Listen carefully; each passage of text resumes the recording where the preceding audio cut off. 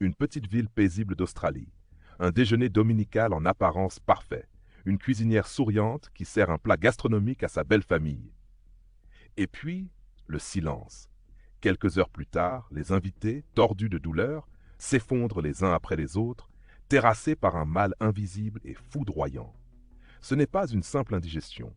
C'est l'amorce d'une affaire criminelle hors norme qui va paralyser tout un pays.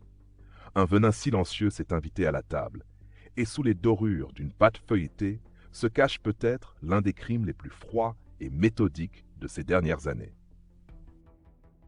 29 juillet 2023. Leongatha, dans la région rurale du Gippsland, à 2 heures au sud-est de Melbourne.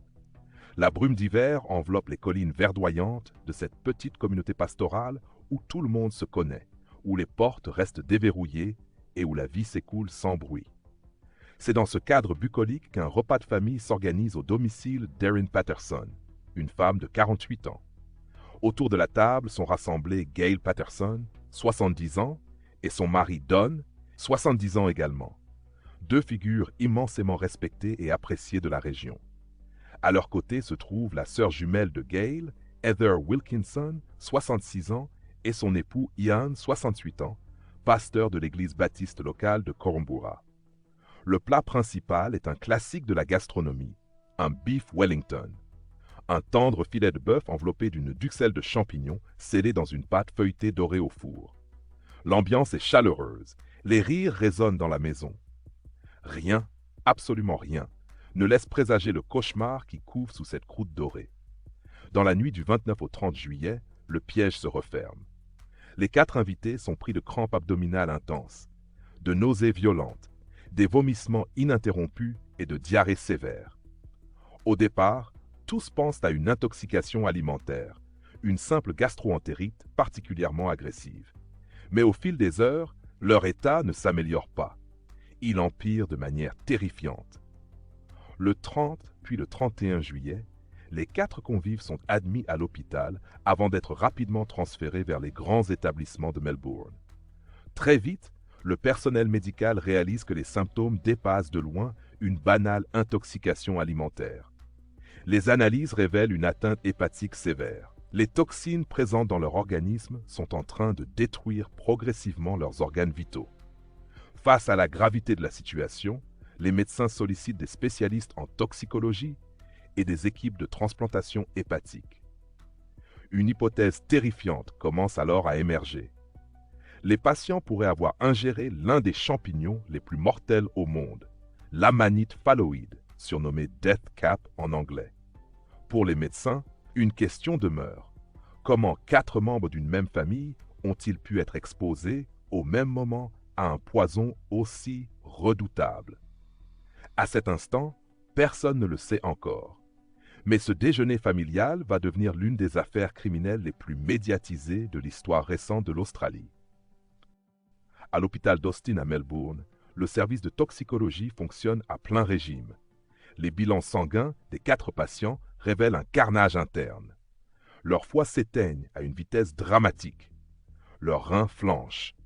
Les médecins spécialisés reconnaissent rapidement la signature clinique d'un poison redoutable, bien connu des botanistes. Les amatoxines. Ces toxines sont contenues dans l'un des champignons les plus mortels de la planète, Amanita phalloide, l'amanite phalloïde. Un seul spécimen peut tuer un adulte, détruisant progressivement les cellules du foie. Malgré des traitements spécialisés et une prise en charge intensive, les dégâts deviennent souvent irréversibles lorsque les symptômes apparaissent. L'information remonte immédiatement aux autorités de santé publique de l'État de Victoria, puis à la police. Une enquête est ouverte. Très vite, les enquêteurs reconstituent le fil des événements pour remonter la chaîne de contamination. Quel est le point commun entre ces 4 personnes? Elles ont toutes déjeuné ensemble le samedi 29 juillet chez Erin Patterson. Les policiers se rendent à Leongatha. Au premier abord, le scénario s'oriente vers un drame sanitaire d'une tristesse infinie. Les empoisonnements accidentels aux champignons sauvages surviennent chaque année en Australie, lorsque des cueilleurs amateurs confondent l'amanite phalloïde avec des espèces comestibles.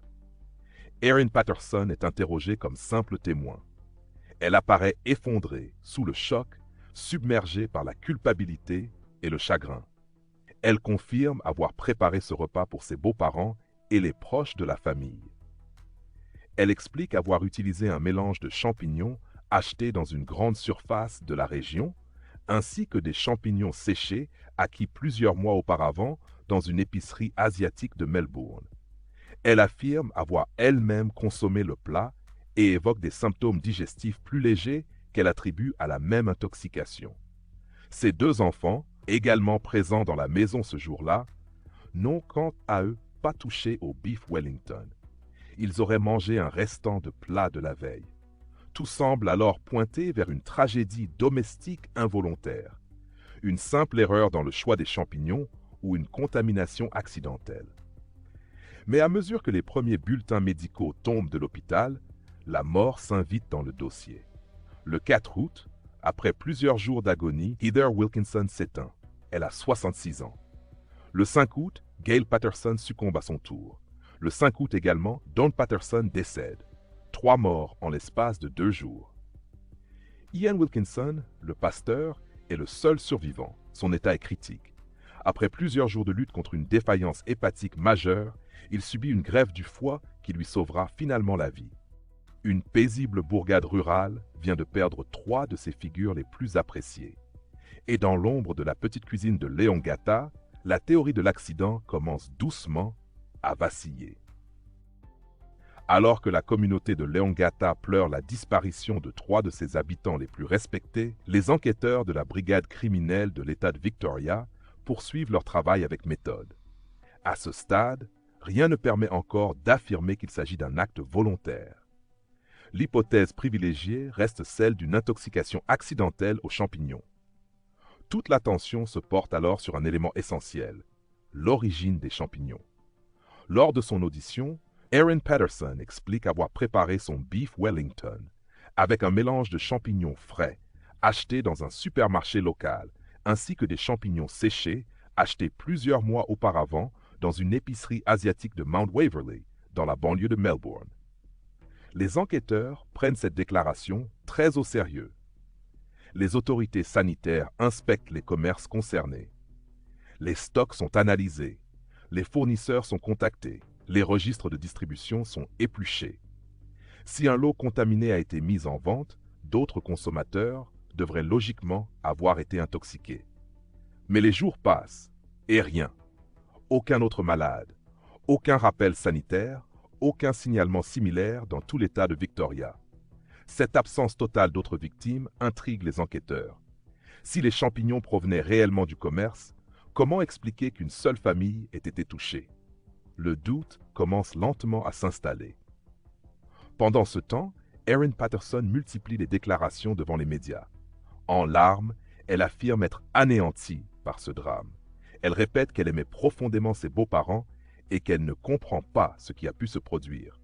Pour les policiers, rien ne permet encore de mettre sa parole en doute, jusqu'à ce qu'un détail inattendu attire leur attention.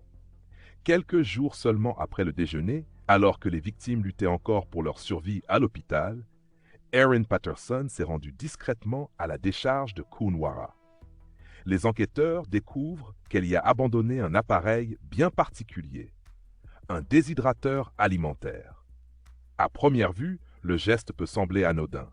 Mais pourquoi se débarrasser d'un tel appareil au beau milieu d'une enquête portant précisément sur des champignons mortels? Les policiers décident de retrouver l'appareil avant qu'il ne soit détruit. Ils y parviennent. Le déshydrateur est envoyé dans un laboratoire spécialisé. Quelques jours plus tard, les résultats tombent. Les experts y détectent des traces microscopiques d'amatoxines, les puissantes toxines produites par l'amanite phalloïde. Pour la première fois depuis le début de l'enquête, les policiers disposent d'un élément matériel qui ne cadre plus avec la thèse de l'accident. Une nouvelle question surgit alors. Et si les champignons n'avaient jamais été achetés dans le commerce? Et si quelqu'un les avait lui-même cueillis, puis déshydratés? L'enquête vient de prendre une toute autre direction. Le déshydrateur retrouvé à la décharge devient rapidement l'une des pièces maîtresses de l'enquête. Les analyses scientifiques sont formelles. L'appareil porte des traces microscopiques d'amatoxines, les toxines mortelles produites par l'amanite phalloïde. Cette découverte soulève une nouvelle interrogation. Pourquoi Erin Patterson s'est-elle débarrassée de cet appareil quelques jours seulement après le déjeuner, alors que personne ne savait encore avec certitude ce qui avait empoisonné les convives? Les policiers l'interrogent de nouveau. Cette fois, sa version évolue. Elle reconnaît avoir jeté le déshydrateur, mais affirme avoir paniqué en voyant les soupçons se tourner vers elle.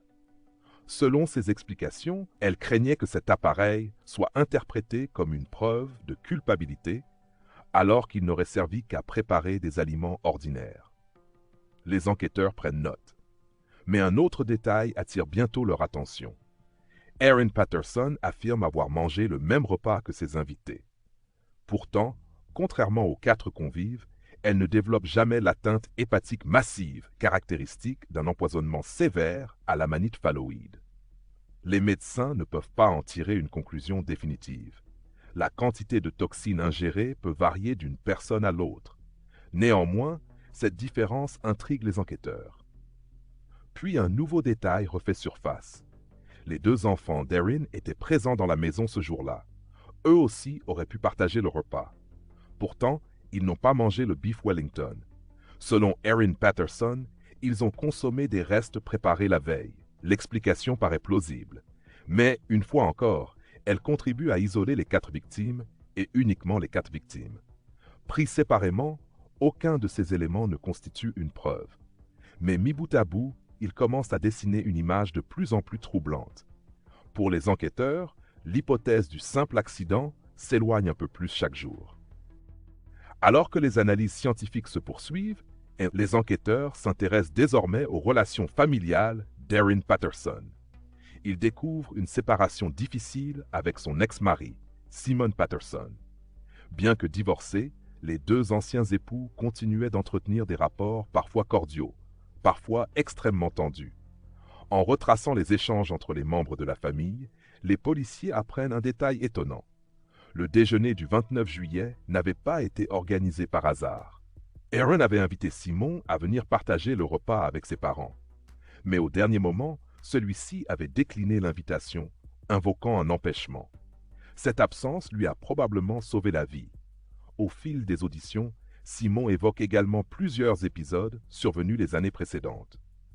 À différentes reprises, après avoir partagé des repas préparés par Erin, il avait souffert de violentes douleurs abdominales. En 2022, son état s'était même gravement détérioré à la suite d'une mystérieuse maladie digestive qui avait nécessité une hospitalisation et une importante intervention chirurgicale. À l'époque, aucun médecin n'avait pu établir un lien avec un empoisonnement. Les enquêteurs restent prudents. Ils ne disposent d'aucune preuve permettant d'affirmer que ces anciens épisodes étaient liés aux événements de 2023. Mais ces révélations renforcent leur conviction qu'ils doivent examiner avec la plus grande attention le passé de la suspecte. Une nouvelle question s'impose alors. Le déjeuner du 29 juillet était-il réellement un accident ou l'aboutissement d'un projet préparé depuis bien plus longtemps? À mesure que l'enquête progresse, les policiers découvrent qu'un autre élément du récit d'Erin Patterson ne résiste pas aux vérifications. Quelques semaines avant le déjeuner, elle avait expliqué à plusieurs membres de sa belle famille qu'elle souffrait d'un grave cancer. Elle souhaitait, disait-elle, leur annoncer une décision importante concernant son traitement. C'est notamment cette annonce qui avait convaincu plusieurs invités d'accepter le déjeuner. Pour les enquêteurs, cette affirmation mérite d'être vérifiée. Ils consultent les établissements médicaux concernés. Le résultat est sans appel. Erin Patterson n'a jamais été suivie pour un cancer de l'ovaire. Cette maladie était inventée. Pourquoi mentir sur une maladie aussi grave? La question reste sans réponse. Mais ce mensonge change profondément la perception de l'affaire. Le repas n'apparaît plus comme une simple réunion familiale. Il semble avoir été organisé autour d'un prétexte qui n'existait pas. Pendant ce temps, les experts en informatique poursuivent l'analyse des appareils électroniques saisis lors des perquisitions. Ils découvrent qu'après le drame, Erin Patterson avait réinitialisé l'un de ses téléphones. Malgré cette tentative d'effacement, plusieurs données numériques peuvent être récupérées. Les enquêteurs mettent alors au jour des recherches Internet consacrées à l'amanite phalloïde, à ses caractéristiques et au lieu où ce champignon pousse naturellement dans l'État de Victoria. D'autres recherches portent sur la conservation des champignons par déshydratation. Prises isolément, ces recherches pourraient avoir une explication innocente. Mais associées aux déshydrateurs, aux faux cancers, aux déclarations contradictoires et aux résultats scientifiques, elles viennent considérablement renforcer les soupçons. L'enquête est désormais entrée dans une nouvelle phase. Les policiers ne cherchent plus à comprendre si un crime a été commis. Ils cherchent à démontrer comment il a été préparé. Pendant des mois, les enquêteurs de la brigade criminelle de Victoria poursuivent un travail colossal. Chaque élément est vérifié, chaque déclaration est confrontée aux preuves scientifiques. Les téléphones, les ordinateurs, les relevés bancaires et les données de géolocalisation sont minutieusement analysés. Les enquêteurs cherchent à reconstituer les semaines qui ont précédé le déjeuner du 29 juillet. Ils découvrent notamment que le téléphone d'Erin Patterson a borné à plusieurs reprises dans des secteurs boisés du Gippsland où l'amanite phalloïde est connu pour pousser pendant l'hiver australien. À lui seul, cet élément ne prouve rien. Ces lieux sont accessibles au public et fréquentés par de nombreux promeneurs. Mais associés aux recherches Internet retrouvées sur ces appareils et aux traces découvertes dans le déshydrateur, il vient renforcer un faisceau d'indices de plus en plus lourd. Pendant ce temps, Ian Wilkinson poursuit une lente convalescence. Seul survivant du déjeuner, il a dû subir une grève du foie pour échapper à une mort presque certaine. Lorsqu'il est enfin en mesure d'être entendu, son témoignage permet aux enquêteurs de préciser le déroulement du repas. Il décrit une ambiance calme, presque ordinaire. Rien dans l'attitude d'Erin Patterson ne lui avait paru inquiétant. Le repas s'était déroulé comme n'importe quel déjeuner de famille. C'est précisément cette apparente normalité qui frappe les enquêteurs. Si l'empoisonnement était volontaire, rien n'avait laissé transparaître la moindre émotion. À mesure que les expertises s'accumulent, les incohérences ne disparaissent pas. Elles s'additionnent. Et peu à peu, l'étau se resserre autour d'Erin Patterson. Le 2 novembre 2023, au petit matin, plusieurs véhicules banalisés de la police de Victoria s'arrêtent devant la maison d'Erin Patterson à Leongatha. Des inspecteurs de la brigade criminelle pénètrent dans la propriété. Après plusieurs mois d'enquête, les policiers estiment disposer d'éléments suffisants pour passer à l'étape suivante. Erin Patterson est arrêtée puis conduite au commissariat de Morwell pour y être entendue. Dans le même temps, sa maison est de nouveau fouillée de fond en comble. Les experts scientifiques passent chaque pièce au peigne fin. Chaque objet susceptible d'avoir un lien avec l'affaire est saisi. À l'issue de sa garde à vue, Erin Patterson est officiellement inculpée de 3 chefs de meurtre concernant Gail Patterson, Don Patterson et Heather Wilkinson, ainsi que d'une tentative de meurtre sur Ian Wilkinson. Elle plaide non coupable. Depuis le premier jour, elle soutient que la mort de ses invités est le résultat d'un terrible accident. Pour les enquêteurs, l'affaire est loin d'être terminée. Le plus difficile reste encore à venir. Il leur faudra désormais convaincre un jury que ce drame n'est pas une succession de coïncidences, mais un acte délibéré. Le 29 avril 2025, près de 2 ans après le drame, le procès d'Erin Patterson s'ouvre devant la Cour suprême de Victoria, à Morwell.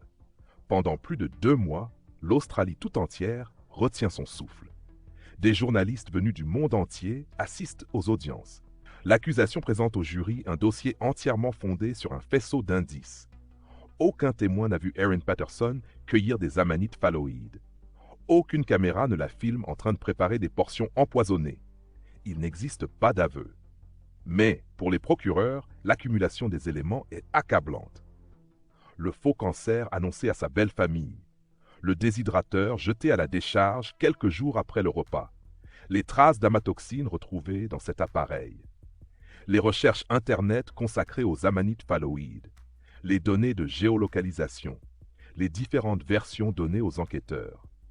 Et le fait qu'elle ait été beaucoup moins gravement atteinte que ses invités. Face au jury, Erin Patterson prend elle-même la parole. Pendant plusieurs jours, elle répond aux questions de l'accusation et de la défense. Elle reconnaît avoir menti sur certains points, notamment au sujet du déshydrateur et de son prétendu cancer. Mais elle affirme que ces mensonges sont nés de la panique et de la honte, et non de la volonté de dissimuler un meurtre. Selon elle, l'empoisonnement reste un accident tragique. Pendant plusieurs semaines, les jurés examinent chaque détail, chaque contradiction, chaque expertise scientifique. Puis vient enfin le moment du verdict. Après plusieurs jours de délibération, le jury déclare Erin Patterson coupable des 3 meurtres et de la tentative de meurtre sur Ian Wilkinson. La sentence tombe. La réclusion criminelle à perpétuité. Le juge fixe une période de sûreté de 40 ans. Avant cette échéance, Erin Patterson ne pourra déposer aucune demande de libération conditionnelle. Elle aura près de 90 ans lorsqu'elle pourra, pour la première fois, espérer retrouver un jour la liberté. Le mystère du déjeuner aux champignons trouve enfin son épilogue judiciaire.